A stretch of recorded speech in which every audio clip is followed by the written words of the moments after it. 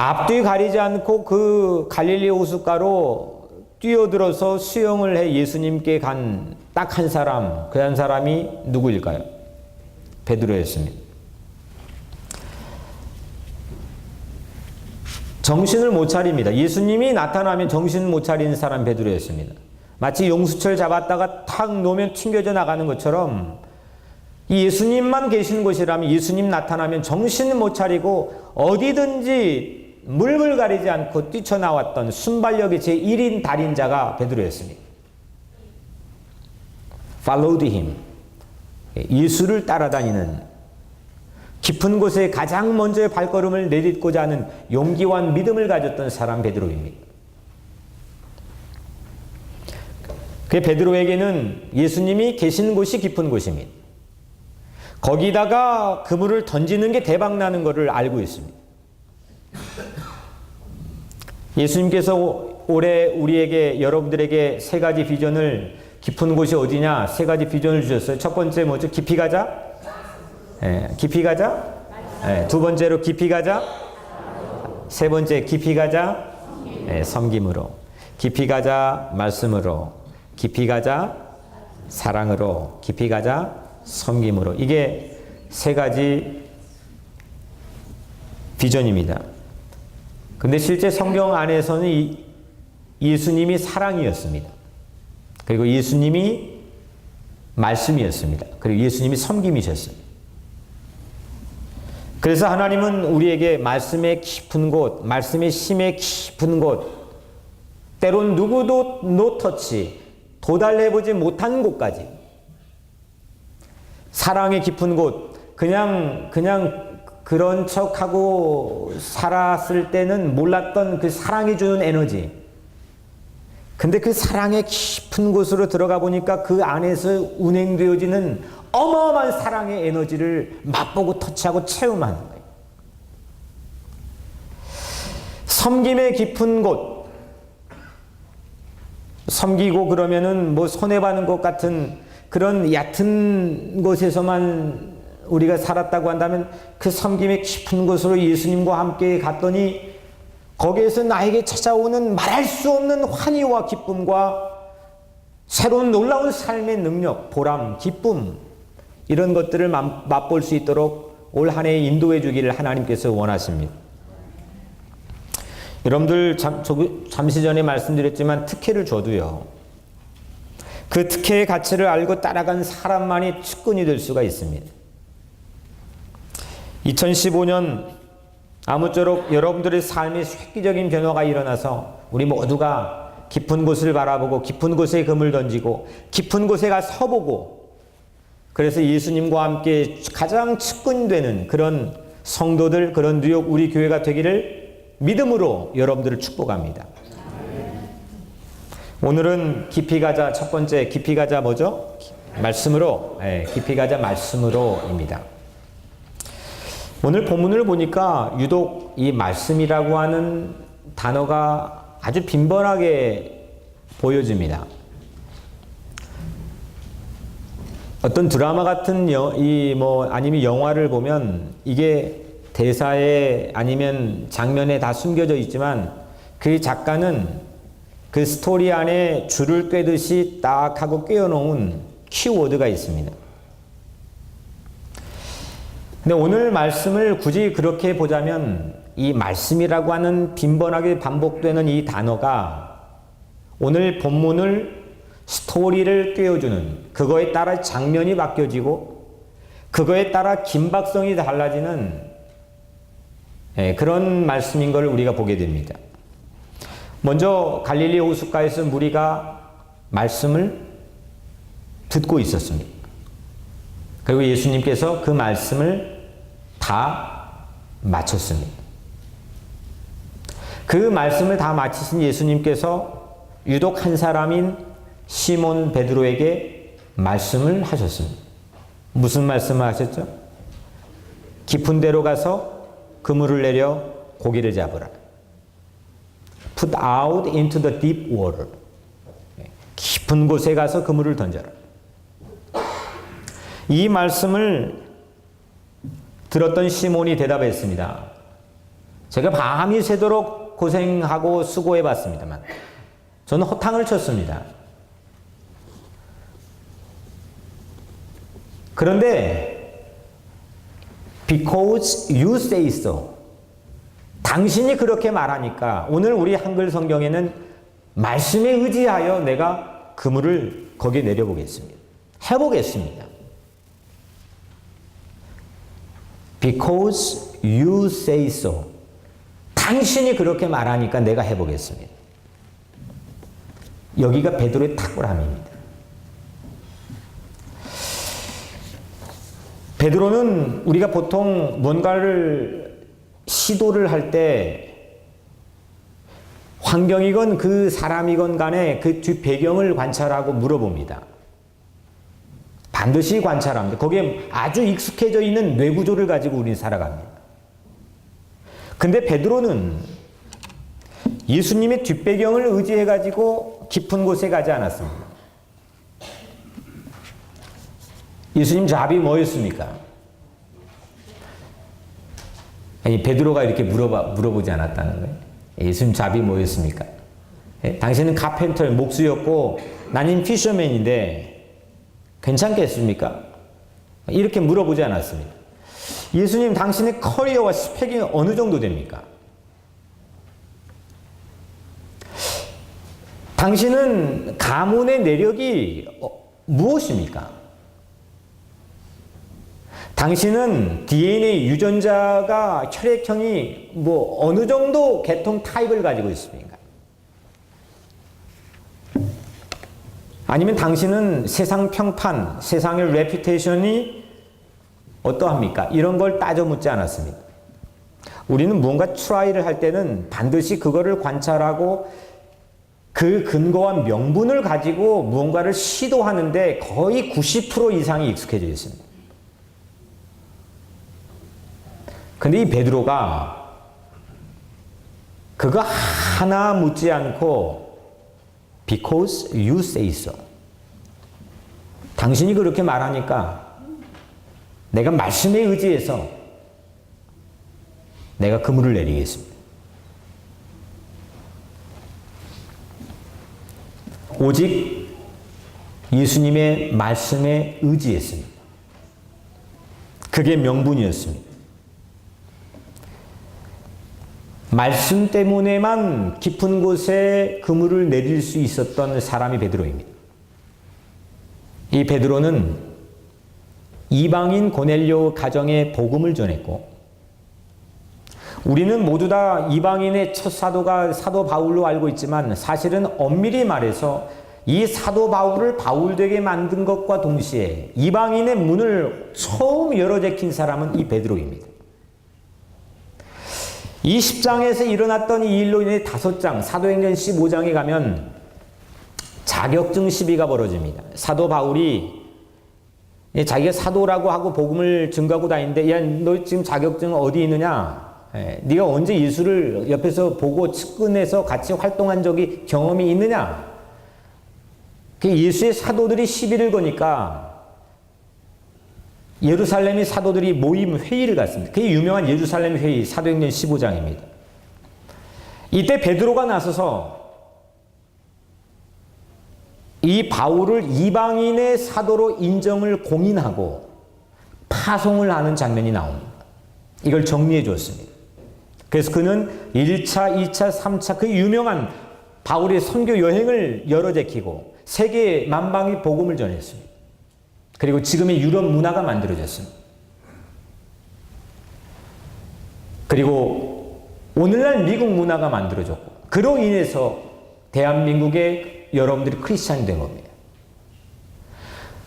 다시 말하면 이방인들에게 이 유대 예루살렘 프레임 안에 갇혀 있을 수 있었던 한 소식, 뉴스가 이 프레임을 탁 깨버리고 나가게 된 첫 번째 공헌자가 누구냐? 그 증인은 바로 베드로입니다.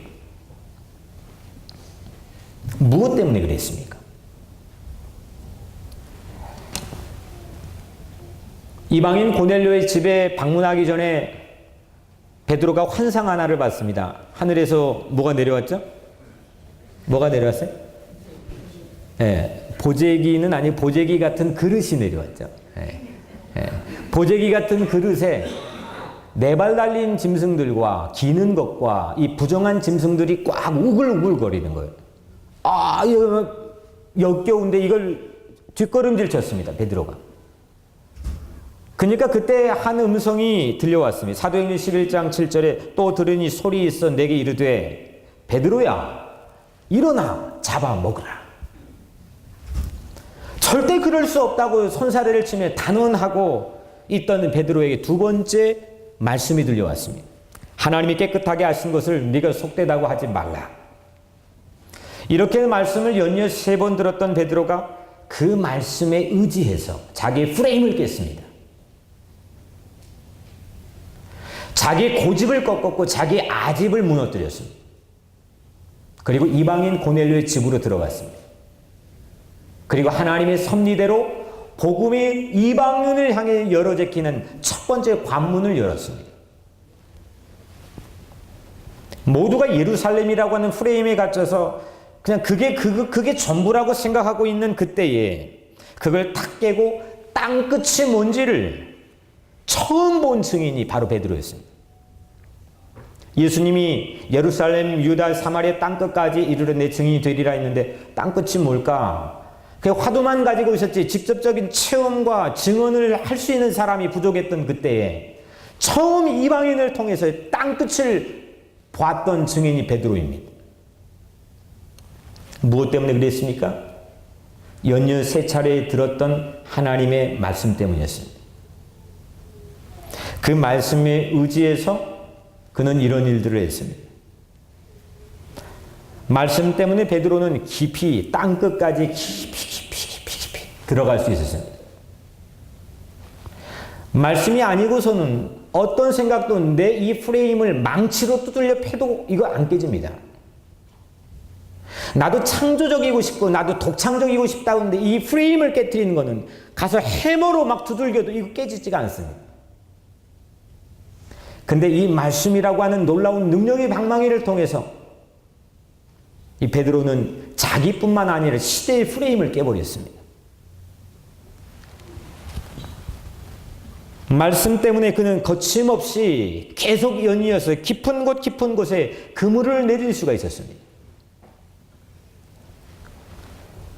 부정하다고 확신했던 저 사람들, 부정한 사람, 원수 같은 사람, 이렇게 확신했던 이방의 죄인들에게까지도, 제국의 원수들에게까지도 내게 최고 좋은 걸 서슴없이 내어놓을 수 있는 그물을 마구마구 내릴 수 있었습니다.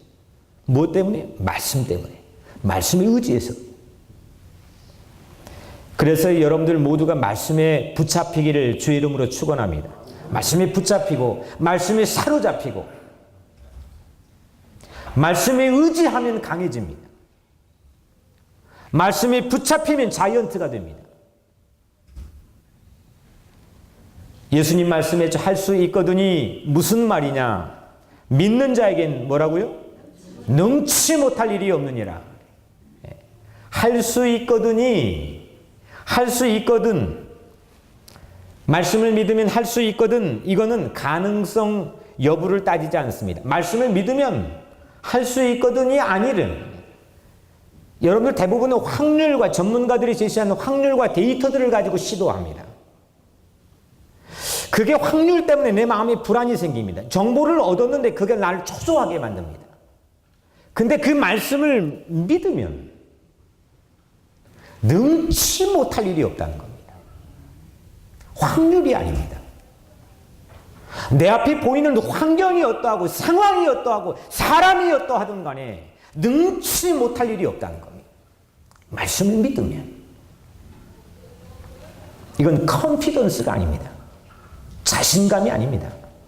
말씀을 의지해서 오는 말씀이 우리에게 주는 능력인 걸 여러분들 믿으시기 바랍니다. 올해 우리 교회에 비전 찬양을 정해서 오늘 우리 설교 끝나고 함께 하나님께 찬양을 드리려고 합니다. 전능하신 나의 주 하나님은 능치 못하실 일 전혀 없네. 불가능한 일 행하시고 죽은 자를 일으키시니 그를 이길 자 아무도 없네.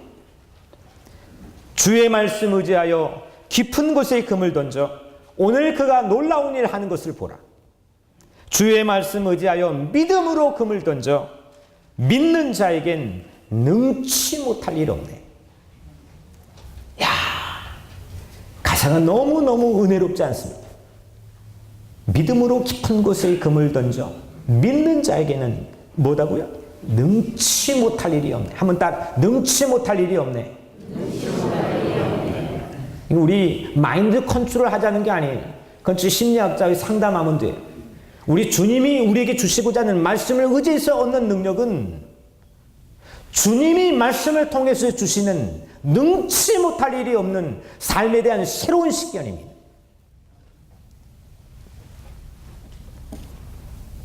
나보다 확실한 것을 의지해야지. 여러분들, 조 목사가 저보다 확실한 거를 디펜스 해야지. 저보다 비실비실한 거를 만약에 제가 의지하고 있는데 제 마음이 어떻겠어요? 어떨 것 같아요? 저게 잘하려나? 불안불안할 것 같잖아요.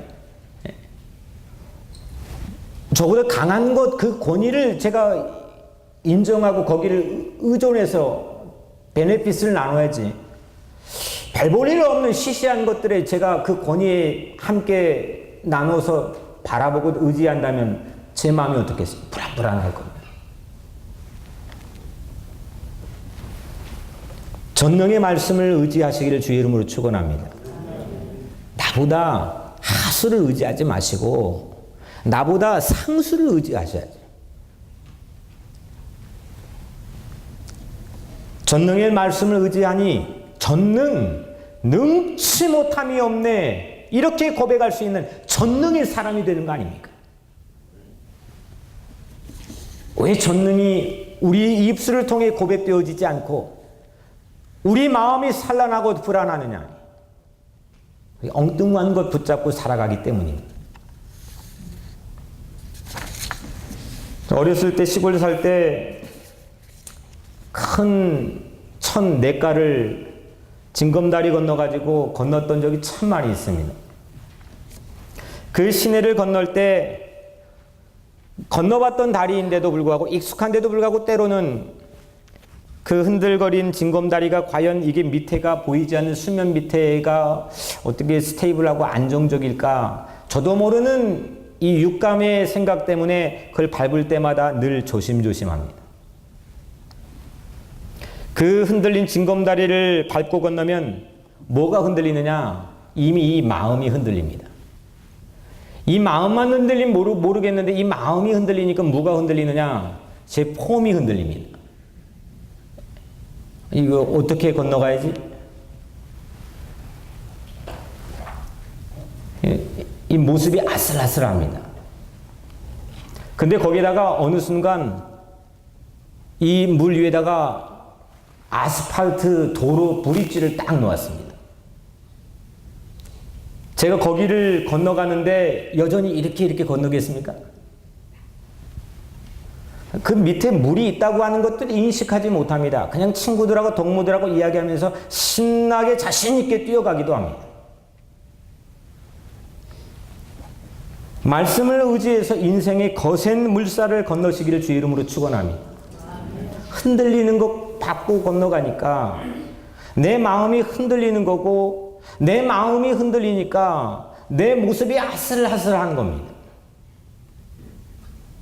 하지만 흔들리지 않는 진리의 뿌리찌를 밟고 건너가기 시작하면 물론 똑같은 세상 험한 거센 물살이 다가오는 세상은 살아가지만 폼이 흔들릴 리가 없습니다.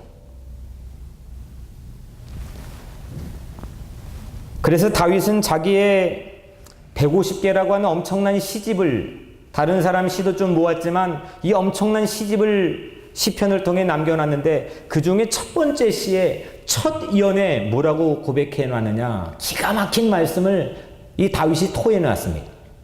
복이 있는 사람은 오직 여호와의 율법을 즐거워하며 그 율법을 주야로 묵상하는 자로다. 너무 한번 다시 복 있는 사람은 오직 여호와의 율법을 즐거워하며 그 율법을 주야로 묵상하는 자로다. 하나님의 말씀을 묵상하는 사람이 복 있는 사람이라는 이 도통한 생각을 세상에 많은 체험을 해본 다윗이 자기 신앙 고백의 첫 번째에다가 딱 하고 넣어놨어요.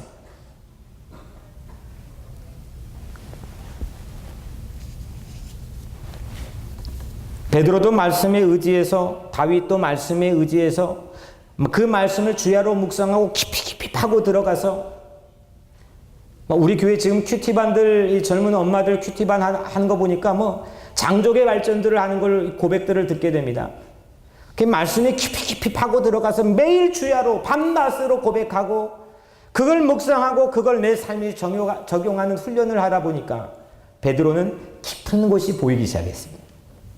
깊은 곳 앞에서 우물쭈물하는 게 훨씬 더 적어졌어요. 나중에는 그 앞에서 담대한 용기 있는 사람이 되었습니다. 지난주에 제 아내 그 큐티 묵상 이렇게 메모를 해놓았던데 우연히 그 큐티 묵상 글에서 한 문장을 제가 읽고 마음에 깊은 인상을 받았습니다. 뭐라고 적혀 있었냐면, 말씀을 읽을수록 깊은 곳에서 다양한 물고기가 잡혀 오르는 것 같습니다. 아니, 얕은 물가에서는 뻔히 우리가 아는 어종들만 있잖아요. 맨날 봤던 물고기들이 있잖아요. 그거 가지고 그냥 희노애락이 갈라졌잖아요. 근데 말씀을 읽고 또 읽고 또 읽을수록 내가 한 번도 보지 못한 물고기 하며 생김새하며 그 육질의 맛이 기가 막힌 그 물고기들이 아주 다양하게 그 심의 깊은 곳에 길어 올려졌다는 것.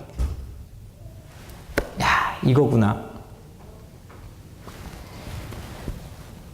그런데 우리가 살면서 그 깊은 곳에 그물을 던져 물고기를 많이 잡았는데 그거 다 버려도 그 중에 버릴 수 없는 고래 같은 물고기 하나가 오늘 베드로의 모습을 통해서 우리에게 보여줍니다.